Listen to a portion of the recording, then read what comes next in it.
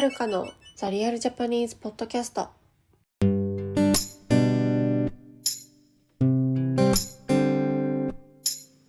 い、皆さんこんにちは。お元気でしょうか？はーい。なんかちょっとね、綺麗になりましたよね、映像が。なんか新しいジンバルだっけって言われている動画を撮るスティックを買ったんですよ。DJI MO5 っていう今一番新しいいいやつをそのカナダに行くためにね買って、そしたらなんか綺麗になりました、映像が。ピース。はい。ということで、そんな話はさておき、今日はリクエストにお答えしたいと思います。はい。ペイトリオンのメンバーからリクエストをいただきまして、漫画喫茶について教えてくださいというリクエストをいただきました。はい、こちらありがとうございます。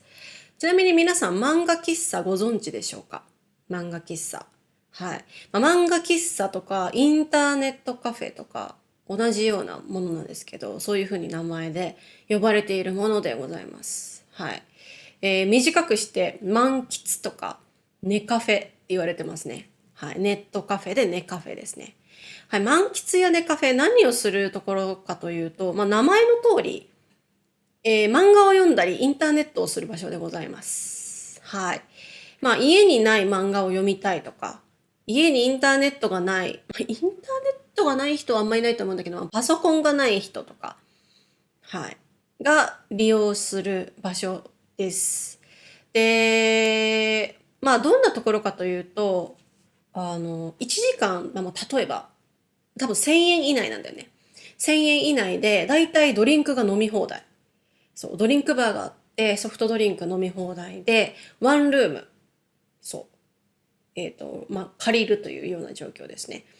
そこのワンルームもいろいろな種類があるんですけど、パーテーションで分かれてるところもあるし、本当にもうワンルームになってるところもあるっていうような感じですね。で、部屋一部屋分かれてて、その中にパソコンと、あとはなんかソファーみたいなのがあって、外に出ると、漫画がブワーってたくさんあって、はい。いろんな種類の漫画があります。本当に何百種類っていう多分漫画があって、読んで、自分の部屋に持ってって読んで、1時間とか2時間とか過ごすみたいなね。で、飲み物も飲み放題ですし、ご飯も注文できます。ご飯も注文できる。はい。っていうのが、満喫、ネカフェと呼ばれるところですね。はい。皆さんの国にはそういうサービスありますでしょうか？はい。日本にはいっぱいあります。特に、地方の方が多いイメージがある。大きくて、もうすごいたくさんサービスがあるものがあるイメージがありますね。うん。もちろん東京の中にもあるんですけど、東京にある、満喫はそんなに大きくないと思いますね。うん。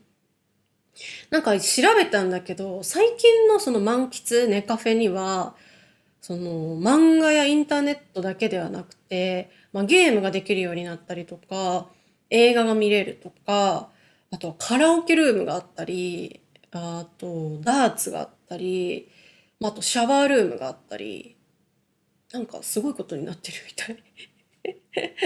ね。うん。ちなみにね、私はね、数えるぐらいしか利用したことがないんですよ。しかも10年近く前。うん、20歳ぐらいの時だと思いますね。うん、なんで利用したかというと、渋谷で朝まで飲んでて、大学生の時ね。でも、朝まで飲んでだいたい5時ぐらいになると限界を迎えるんですよ。もう眠いんやね、つって友達と。でも大学が始まる時間までには、微妙に、あと3時間とかあるみたいな。でも家に帰るのは超めんどくさいから、インターネットカフェとか、満喫とかに行って、ちょっと仮眠する。1時間ぐらい。仮眠して、シャワーあるところだとシャワーを浴びて、大学に行くみたいな生活を2回ぐらいしたことあります。はい。でも、私は、こう見えて、ちょっと、潔癖症なんですよね。うん。汚いものがあまり好きではない。みんな好きではないと思うんだけど、例えば結構頻繁に手を洗ってしまうとか、あと駅の中のトイレが使えないとか、そう駅のトイレは、絶対に使えない、とか、なんかそういうタイプなんですよ私。そうだから、満喫とかね、インターネットカフェ、私の友達とかは漫画読みによく行く女の子とかもよくいるんですけど、私はどこの誰がどのように使ったかわからない部屋なので、私はあんまり行きたくなかったですね、本当は。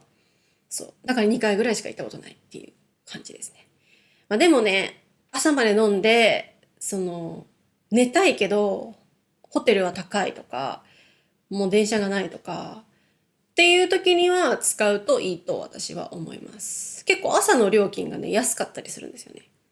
なんか3時間980円とかそういう感じで、飲み物も飲み放題ですしね。そんな感じです。で、最近はどんな人が利用してるかというと、調べたところ、一番多いのはやっぱ大学生ぐらいの年齢の方。暇だなーみたいな。漫画読みてえなーとかね。ゲームしたいなーみたいな人が多分行くんだと思います。あと最近増えてるのは、リモートワークになったことで、満喫で仕事する人結構増えてるらしいです、お昼にね。うん。飲み物もね、飲み放題だからめっちゃいいなって確かに思いました。ね。パソコンもあるし。はい。あとは、やっぱり、カップルもいますね。カップル。カップルが何をするかは皆さんのご想像にお任せしますけれども、個室なんですよね。個室で、カップルがいるんですよね。はい。それが私はちょっとキモいなって思うので、あんまり行きたくない理由なんですけど、そういうね、お楽しみをするカップルもいらっしゃいます。あともう一つはですね、もうネットカフェに住んでる人います。はい。これはちょっとね、シリアスな問題というか、どこの国にもあると思うんですけど、家を借りるお金がないとか、ちゃんとした仕事についてない人とか、そういう人が、夜の料金、朝の料金、安いので、インターネットカフェって。はい。うん。飲み物も出るし、寝れるし、シャワーもあるから、そういう人たちが泊まるっていうのはよくあります。はい。だいたい1ヶ月で、5万円から10万円ぐらいで過ごせるようですね。インターネットカフェ毎日行ったとしても。はい。そんなような状況でございます。はい。最近ね、6月22日です。めっちゃ最近、ちょうどその満喫漫画喫茶で事件がありました。男性が、その女性スタッフを人質、殺すぞこの女みたいな感じで、人質にして立てこもったという事件がありました。はい。数時間後に、その男性は逮捕されて、女性は何も問題はなかったんですけど、どうやらその女性じゃないや、男性は、お金がなくて、刑務所に入りたい。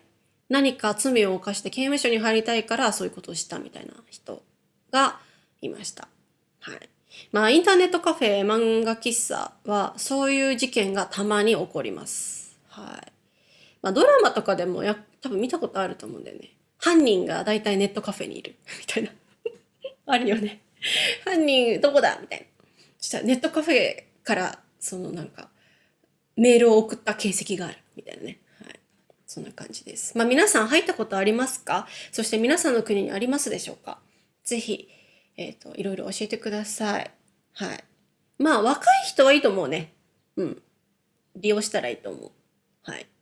日本で今一番人気な、そのチェーン店は、快活クラブというインターネットカフェらしいですよ。快活クラブと自由空間っていう2つのサービスが、今は日本では有名らしいです。はい。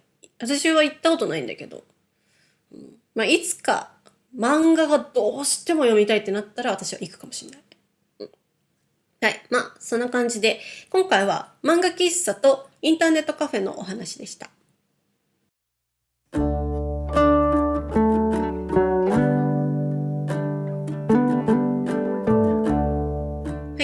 今日話した話またトランスクリプトを作りますので、私のウェブサイトをチェックしてみてください。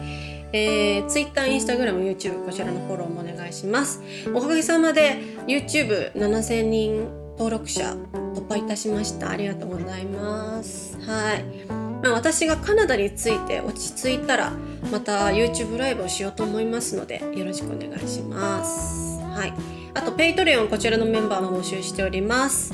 Patreon ではコミュニティに入れたり、ボーナスポッドキャスト、お休みポッドキャストって言いますけどを聞けたりとか、私のブログを見れたりとか、レッスンを受けることができたりとか、いろいろコンテンツありますので、ぜひチェックしてみてください。はい。以上かな。多分次はね、カナダにもういるので、カナダからこのポッドキャストをお送りする予定です。お楽しみに。はい。じゃあ今日はこんな感じで、また次回。さようなら。